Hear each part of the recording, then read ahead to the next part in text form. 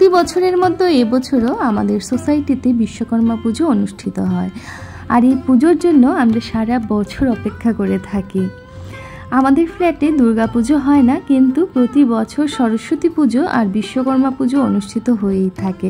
আর এবারে তো নারায়ণ পুজোও হয়েছিল দুদিন আগে। আমি ব্লগটা তোমাদের সাথে শেয়ার করেছি আমার আগের দিনের ব্লগে। তোমরা যারা দেখোনি এখনও একবার দেখে আসতে পারো, বেশ ভালো লাগবে আমার মনে হয়।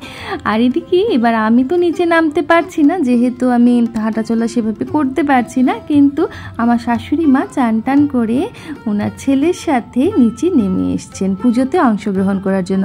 আমি তো একদম মিস করে গেলাম। তবে রিপনকে বলেছি যে তুমি একদম সব কিছু মোটামুটি ভিডিও করে নিয়ে আসবে কিন্তু আমার জন্য, কেন তোমাদের সবাইকে দেখাতে তো হবে বলো। আর এদিকে দেখো ভোগের আয়োজন করা হচ্ছিল। তো প্রতি বছর এখানেই সব কিছু করা হয়।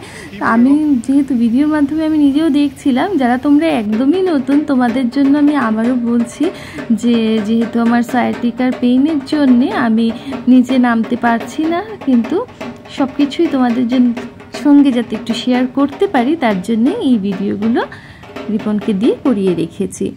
তো খুব সুন্দরভাবে প্রতি বছরই পুজোটা হয়।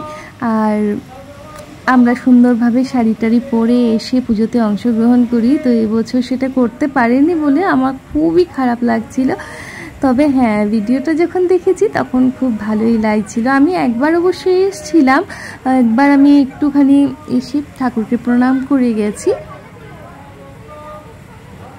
আর বিশ্বকর্মা পুজো মানে মনে হয় আর তো মাত্র হাতে গোনা কটা দিন পুজো চলেই এসছে। আর সবারই মনে দুর্গা পুজো আসছে আসছে যে একটা ফিলিংস নাই, সেটা কিন্তু খুব আনন্দ দেয়।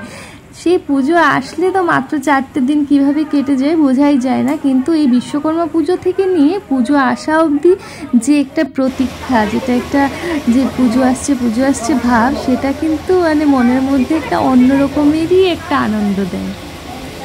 এখন দেখো অঞ্জলির তৈরি হচ্ছে, সবাই ফুল হাতে নিয়ে নিচ্ছে, এবারে অঞ্জলি হবে।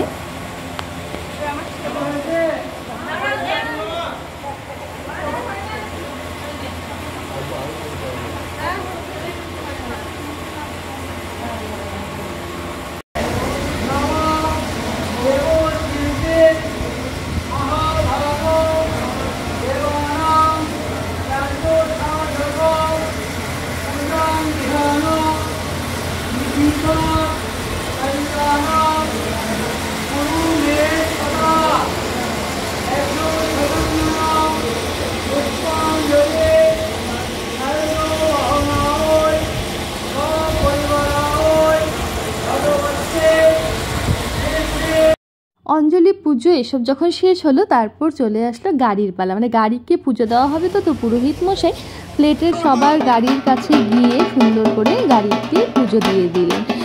আর এদিকে আমি একটু রেডি হয়ে চলে আসলাম নিচে। মনটা মানছিল না যে সকাল থেকে ঢাকের আওয়াজ শুনছি, এদিকে ঠাকুরকে গিয়ে একটু প্রণাম করব না। তো রিপন আমাকে নিয়ে আসলো নিচে, নিয়ে এসে আমি একটুখানি প্রণাম করলাম। আর এদিকে দেখি ওখানে প্রসাদ দেওয়া হচ্ছিল। তো আমি প্রসাদটা নিয়ে ঘরেই চলে আসলাম, যেহেতু বেশিক্ষণ দাঁড়াতে পারবো না, বসতেও পারবো না, তার জন্য আমি প্রসাদটা নিয়ে কী করলাম, ঘরে চলে এসে ঘরে এসেই আমি প্রসাদটা খেয়ে নিলাম। আর এদিকে তখনই ভোগের প্রসাদও দেওয়া হচ্ছিল। তো রিপনকে বললাম যে তুমি তোমার জন্য আমার জন্য দুজনের জন্যই ভোগের প্রসাদটা নিয়ে আসো। এদিকে শাশুড়ি মা পরে ঘরে এসে গেছিলেন আর কি, ওনাকে আবার ফ্ল্যাটের অন্যান্য যারা দিদিরা আছে ওরা ঘরে পৌঁছে দিয়ে গেছিলো। আর এদিকে দেখো আজকে দুপুরে আমাদের রান্না বান্না। এদিকে শাশুড়ি মা এসে একদম পুরো শাড়িটারি চেঞ্জ করে এবারে লেগেছেন আমাদের রান্নার দিদিরকে কাঁকরোল পোড় কীভাবে বানায় ওটা তৈরি করা শেখাতে। তো আমাদের ঘরে যেরকম তৈরি হয় সেভাবেই আর কি উনি বলে বলে দিচ্ছিলেন, আর দিদি তৈরি করেছিল। তো আশা করছি আমার এই ব্লগটা, আজকের এই ব্লগটা তোমাদের ভালো লেগে থাকবে। যদি ভালো লেগে থাকে please like, share and subscribe my channel. আমার চ্যানেলটিকে সাবস্ক্রাইব করতে একদমই ভুলো না। আর পাশে থাকা বেল বাটনটি প্রেস করে তার নোটিফিকেশনের যে অল অপশনটা ক্লিক করতে একদমই ভুলবে না। দেখো কি সুন্দর করে কাঁকরোল পোড় বানিয়ে নিচ্ছে দিদি। আর এদিকে রাতে আবার খাবার দাবারের আয়োজন করা হচ্ছিল। আমি যাইনি, আমার খাবার একটু রিপন নিয়ে এসেছিল। তবে সবাই মিলে বেশ গল্প টল্প করে সুন্দরভাবে খাওয়া দাওয়া হয়ে গেছিলো। আমি একটু মিস ছিলাম, তো আমার ভালো লাগছিল কি কি একটু মনে হচ্ছিল যে যদি সবার সাথে বসে এভাবে খেতে পারতাম, একটুখানি গল্প করতে পারতাম তাহলে ভালো লাগতো। তো যাই হোক, যেটা করতে পারিনি, আশা করছি নেক্সট ইয়ার আমি একদম পুরো ঠিকঠাক থাকবো। তো চলো বন্ধুরা, আজকের জন্য টাটা, সবাই খুব ভালো থেকো।